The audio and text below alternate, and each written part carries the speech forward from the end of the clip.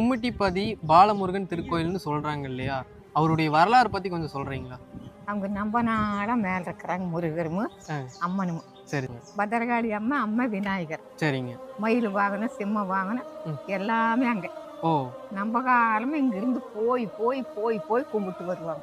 இங்கிருந்து கீழ இருந்து இப்பதான் சாமி இந்த படி கட்டி 4 வருஷம் ஆச்சு. ஓ, அதுக்கு முன்னால நம்ம மண்ணு தாரதான்.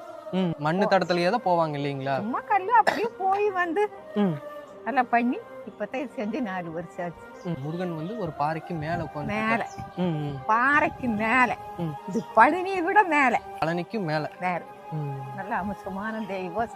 அரை நிமிஷம் உள்ளம் உருகி கண்ணீர் பெருகி உண்மையான அன்போட உண்மையான பக்தியோட உண்மையான காதலோட வேறு எதுவும் வேண்டாம் முருகா நீ மட்டும்தான் எனக்கு வேணும் அப்படின்னு யார் ஒருத்தர் அவனுடைய திருவடியை பிடிக்கிறாங்களோ அவர்களுக்கு என்னவெல்லாம் கிடைக்கும் அப்படின்னு ஒரு நீண்ட பட்டியலையே தன்னுடைய திருப்புகள்ல நமக்கு சொல்லியிருக்க.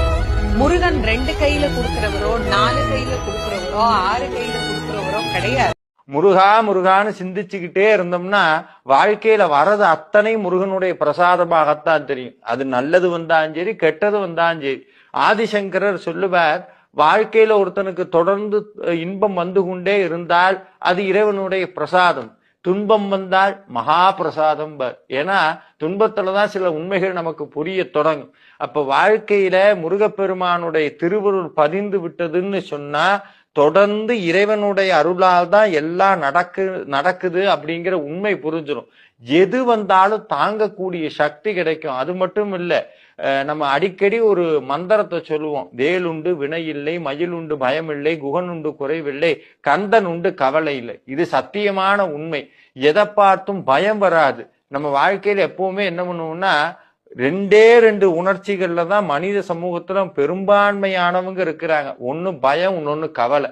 இது ரெண்டுமே என்னன்னா, பயம்ங்கிறது எதிர்காலத்துல இருக்கும், கவலைங்கிறது இறந்த காலத்துல இருக்கும், நிகழ்காலத்துல வாழவே முடியாது.